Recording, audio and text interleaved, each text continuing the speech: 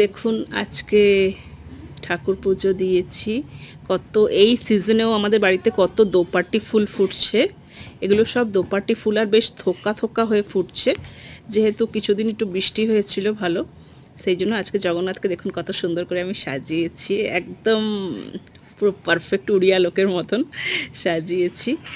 আর এই জগন্নাথকে টিকা দিয়েছি। আর এটা হচ্ছে আমাদের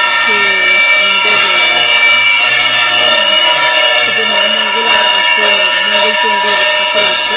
তো এই লোকটা মনে হয় 200 বছর হবে, কারণ ওকে আমি ছোটোবেলা থেকেই যেরকম দেখছি তখন সেরকমই দেখছি।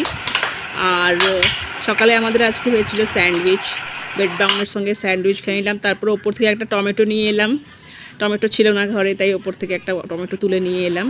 তারপর আমার একটা স্টুডেন্ট এনে দিয়েছে আমাকে একটা ছোট্ট আম, কোথায় ঝড়ে পড়েছে ওখান দিয়ে আম এনে দিয়েছে, বলেছে একটু দিয়ে নুন মাখিয়ে খাও, এই যে ছোট্ট স্টুডেন্টটা।